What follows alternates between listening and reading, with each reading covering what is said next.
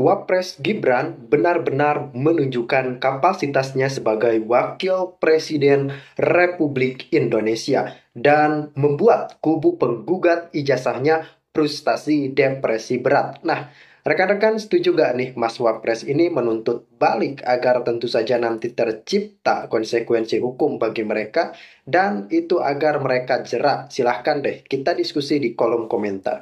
Kemudian rekan-rekan ada bukti dan semacam pengakuan yang sangat-sangat telak dari pengacara kawakan Hotman Paris yang pada pembahasan kali ini benar-benar pecah serta para penggugat yang ngawur-ngawur itu benar-benar kelabakan, habis akal, dan buntu total. Nah, ayo deh kita kaji dulu bersama-sama.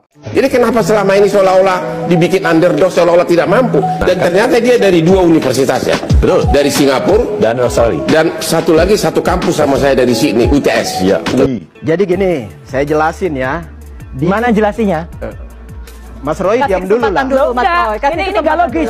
Gimana menjelaskan Anda orang selalu berpersepsi Anda pribadi yang punya logika hukum dan jelas ini. Lah, itu saya mau tanya, saya mau bilang ini ya. Di UTS Sydney itu kan Gibran melakukan pendidikan ya.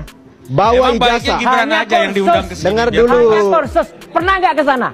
Saya belum pernah ke sana, tapi datanya ada. Kalau belum pernah ke sana ya sudah. Jadi gini, kita sudah dapat faktanya. Ya, kita udah dapat faktanya. Oke, Anda ini punya penyakit bicara yang perlu ditenangkan. Oh enggak, karena kalau ada orang bohong saya nggak mau ada orang membohongi publik. Anda yang bohongin publik kok. Ini membohongi publik nih jelas betul. Anda yang bohongin publik. Ini jelas betul. Jadi gini, ini kan Sydney memberikan penyetaraan dari Dikdasmen memberi penyetaraan ijazah Gibran yang dari Sydney itu disetarakan dengan ini. Ya, Gibran terima, monggo silakan setarakan itu, dimasukkan ke KPU karena syarat minimal. Disetarakan SMA itu logis.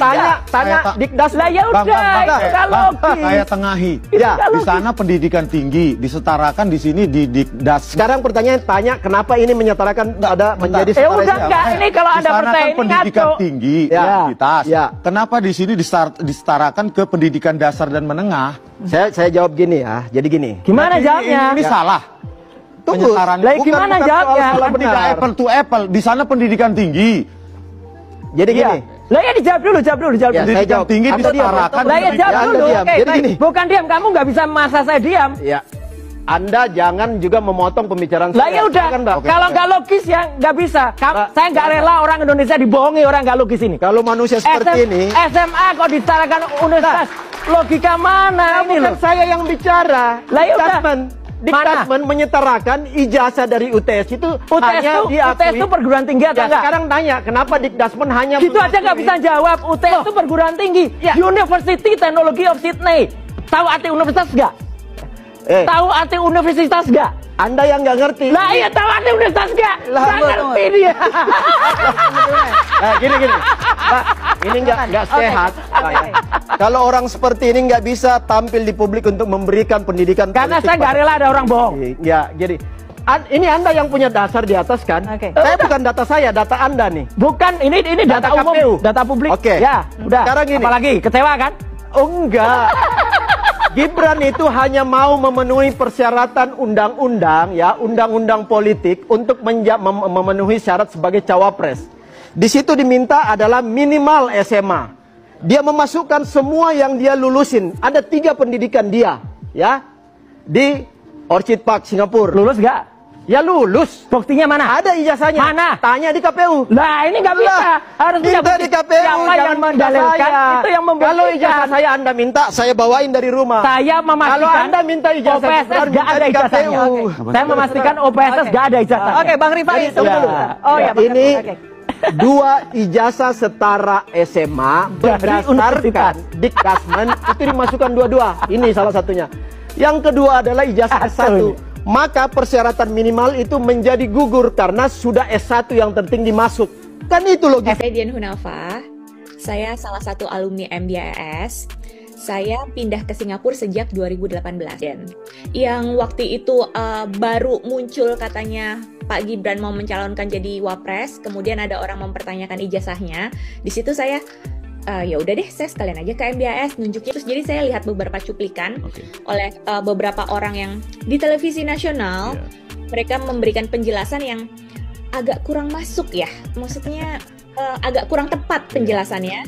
Jadi mereka punya informasinya itu tidak lengkap, pengetahuannya mungkin terbatas, tapi mereka bisa dengan berani menyampaikan opini pribadi, kemudian disertai. Jadi saya di sini tuh cuma mau meluruskan biar masyarakat Indonesia tahu ini loh perbedaannya sistem pendidikan di Indonesia sama Singapura memang beda gitu. Jadi jangan perbedaan itu ditutupi, kemudian ditambahi opini pribadi, kemudian ditambah ajakan untuk membenci. Itu kan jadi pembodohan publik. Betul. Gitu. Betul. Nah, jadi di sini saya sebenarnya mau meluruskan aja. Oke, meski kemudian Kak Dian lebih mencoba meluruskan tentang sistem pendidikan yang banyak orang salah kaprah menilai Singapura, dan akhirnya kemudian memang ini kepentingannya untuk mendowngrade Pak Wakil Presiden. Bahkan sekarang kan di Jakarta lagi ramai dengan istilah pemakzulan terhadap beliau. Nah, sekarang pertanyaan pentingnya adalah sebenarnya Kak Dian ini mengenal Mas Wapres itu seperti apa? Saya tidak mengenal secara pribadi ya, karena memang nggak pernah ketemu juga. Memang saya sama-sama alumni di sekolah yang sama. Beda tahun juga ya, kan beliau masuk 2007 sampai 2010, saya baru masuk 2018, dan saya selesai 2021.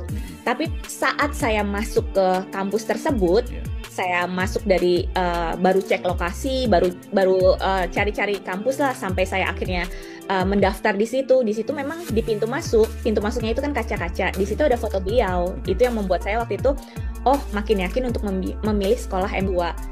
Dan di saat beliau masuk, saya yakin itu pun kualitasnya bagus. Dia masuk 2007 loh. Sudah berapa belas tahun dari sekarang kan? Betul. Nah, pada saat itu mungkin sama seperti saya, pertimbangannya adalah dibanding kampus-kampus lain yang setara, yang sejenis, MDAS lah pilihan terbaik untuk saat itu. Nah, ada satu hal yang menurutku menarik adalah soal Kak bilang tadi, ketika kemudian melihat fotonya Mas Gibran, akhirnya merasa tertarik untuk bisa join lebih jauh ke kampus tersebut gitu. Apakah setelah Kak kuliah di sana, ada nggak interaksi dengan entah itu pihak manajemen, pihak pengelola kampus, atau pihak-pihak alumni, yang ternyata Kak Dian itu diceritakan bahwa Gibran Rakabuming Raka itu benar-benar alumni dan ada histori yang barangkali perlu dibocorkan? Nggak ada interaksi sih, karena kan jarak saya dari beliau 2010 udah lulus. Saya 2018 baru masuk. 8 tahun. Pengajar jurusan pun beda. Beliau marketing, saya komunikasi. Pengajarnya aja beda. Jadi memang nggak ada interaksi sama sekali. Tapi foto itu 2018 bagaimana kemudian langsung ditokohkan Mas Gibran? Waktu itu kan beliau belum jadi wali kota. Jadi saat itu 2018 nggak cuma foto Pak Gibran, jadi ada beberapa alumni lain yang terkenal. Salah satunya itu putrinya Presiden Mugabe juga kuliah di situ. Ya, jadi beberapa foto alumni yang terkenal dipasang di situ.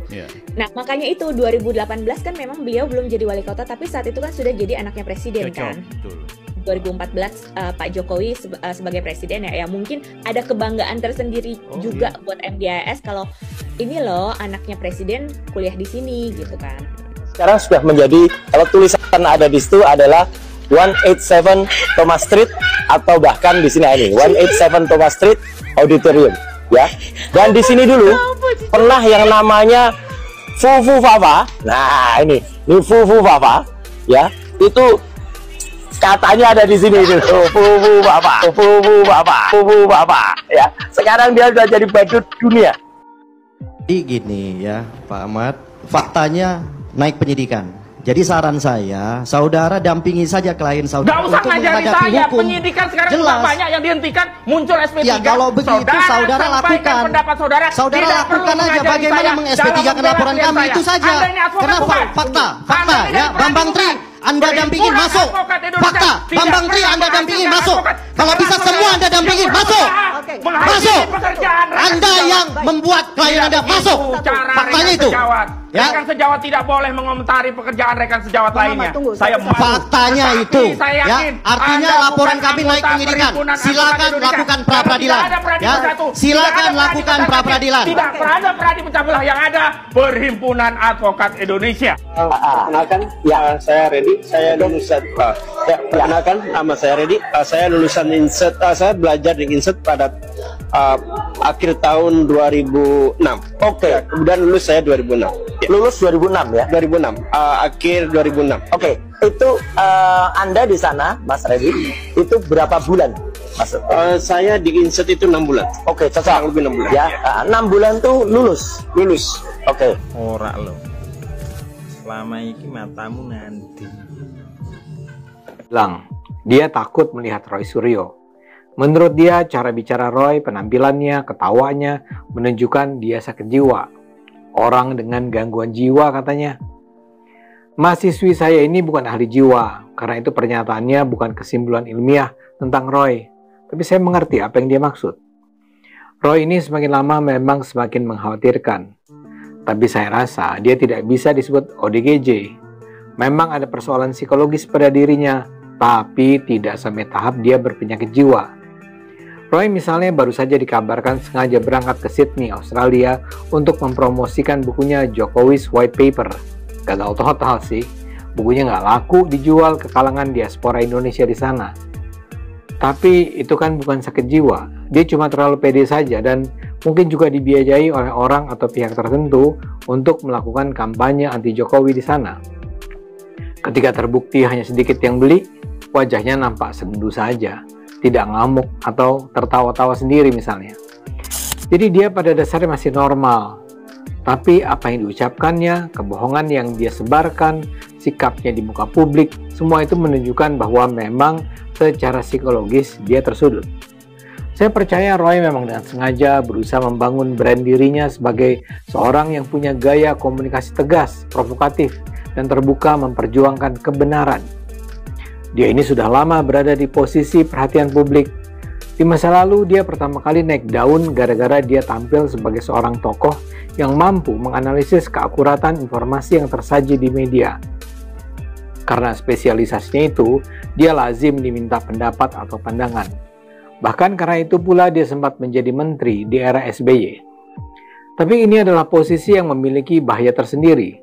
Setelah sekian lama terkenal, lazim bila seorang tokoh mengalami apa yang disebut sebagai dependency on public attention, alias ketergantungan pada perhatian publik. Dan ini artinya dia harus terus nampak relevan di mata masyarakat. Dalam kasus seperti ini, mempertahankan exposure melalui isu kontroversial bisa menjadi cara untuk memperkuat citra diri sebagai pengungkap kebenaran. Kalau dilihat perjalanan karirnya, Roy memang punya kemampuan untuk memilih spesialisasi yang gampang menarik perhatian. Popularitasnya mulai menanjak di awal 2000-an saat ia sering tampil di televisi dan forum diskusi sebagai narasumber ahli dalam berbagai kasus yang menyangkut rekaman digital dan forensik teknologi. Ia menjadi ahli yang mengomentari dari soal keaslian rekaman suara politisi sampai soal keaslian gambar telanjang seorang selebritis. Dengan pintar, ia juga menyebut dirinya sebagai pakar telematika, sebuah konsep yang sangat kabur di mata publik dan sebenarnya sih nggak layak diberikan kepada Roy.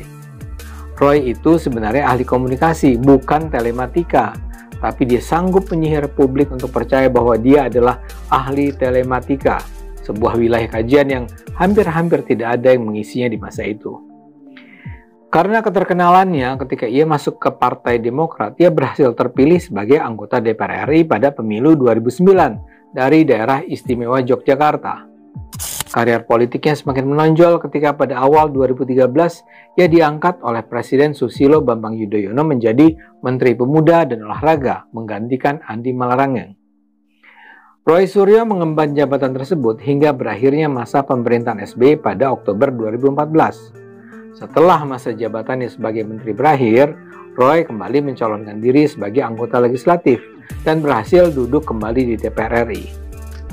Di struktur internal Partai Demokrat, ia sempat dipercaya sebagai wakil ketua umum. Namun posisinya mulai terguncang pada tahun 2018 ketika mencuat kasus terkait aset Kementerian Pemuda dan Olahraga yang belum dikembalikannya usai menjabat menteri. Ia disebut-sebut masih menyimpan ribuan barang milik negara yang memunculkan polemik publik. Salah satu yang terkenal adalah bahwa dia dianggap masih belum mengembalikan panci yang diperolehnya saat menjadi menteri. Kontroversi tersebut membuatnya dinonaktifkan dari jabatan partai pada tahun 2019. Setahun berselang, pada tahun 2020, Roy mengumumkan pengunduran dirinya dari Partai Demokrat dan memilih kembali fokus di luar politik sebagai pengamat dan pakar telematika. Setelah 2020, saat dia sudah tak lagi berada di DPR dan tidak lagi punya jabatan apapun, dia mulai melakukan rangkaian aksi kontroversial yang mengangkat namanya walau tidak berarti menaikkan reputasinya. Seperti saya katakan, dia membutuhkan perhatian publik dan untuk itu agaknya dia berusaha membangun citra sebagai pejuang yang melawan rezim. Entah bagaimana dia menjadi bagian dari gerakan anti Jokowi yang memang sedang menguat. Namun pada 2022 ia melakukan kesalahan fatal. Dia dijatuhi hukuman penjara selama 9 bulan oleh Pengadilan Negeri Jakarta Barat terkait unggahan meme stupa Candi Borobudur yang diedit menyerupai wajah Presiden Jokowi. Dia bukan dilaporkan oleh Jokowi, tapi nampaknya hukuman itu membuat Roy bertekad untuk melakukan balas dendam pada Jokowi.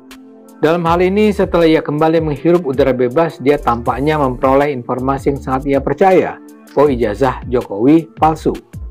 Dia nampak sangat percaya, dengan sangat yakin dengan tuduhan itu.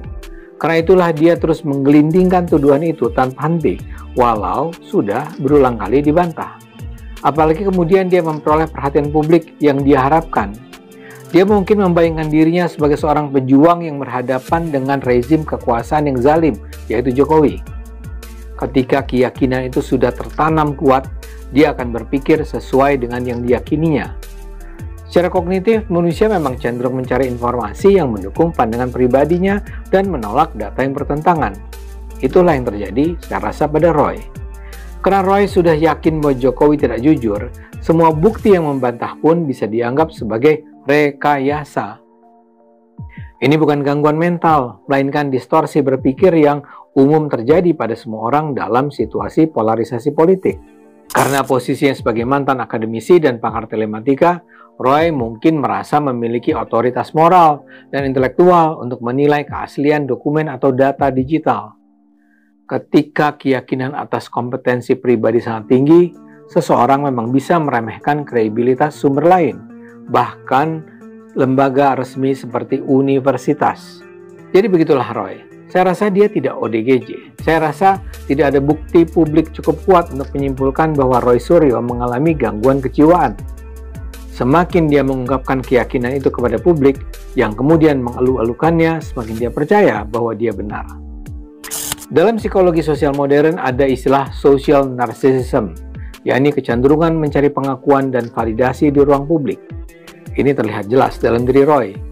Dia memandang diri sebagai pembawa kebenaran, meski bertentangan dengan lembaga resmi. Dia suka tampil di media dan media sosial untuk mempertahankan citra ahli atau penyelamat bangsa. Dia menganggap kritik terhadap dirinya sebagai serangan pribadi, bukan sekedar kritik objektif biasa. Pada akhirnya dia terobsesi dengan reputasi dan persepsi publik, sehingga terus aktif walau sudah sering dikritik. Dalam konteks politik Indonesia yang polarisasinya tinggi, narsisisme sosial seperti ini bisa berkembang karena mendapat dukungan dari kelompok tertentu yang menganggapnya berani melawan kekuasaan. Sayangnya, Roy akan terpaksa menghadapi konsekuensi hukum dari persoalan psikologisnya. Tapi kita kan tak mungkin berempati dan bersimpati pada kondisinya ini karena apa yang terus dia kumandangkan bukan saja merugikan nama baik Jokowi, tapi juga membahayakan keutuhan dan persatuan bangsa. Baik rekan-rekan, kalau kita berbicara pada saat ini gugatan ijazah Wapres Gibran, gugatan ijazah penyetaraan, gugatan ini dan itu, kemudian tuntutan ngawur, kita pelajari bagaimana tuntutan dari Subhan ini garis besarnya memang menuntut penyetaraan ijazah Wapres Gibran, mungkin seperti itu ya, dan kemudian dia ini menginginkan ujung-ujungnya, endingnya Gibran itu harus mundur. Nah, kemudian pernyataan sebelumnya itu dikatakan bahwasanya ini adalah tuntutan untuk Gibran secara personal. Rekan-rekan, begini ya, kalau kita berbicara konsekuensi ataupun konsistensi dalam tuntutan ataupun gugatan, saya rasa ini benar-benar sangat-sangat tidak konsisten, sangat-sangat tidak relevan.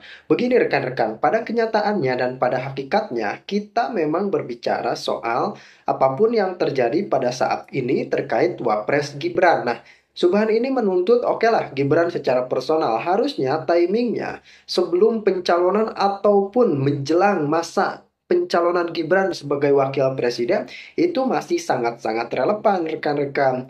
Jikalau ada memang gugatan ya.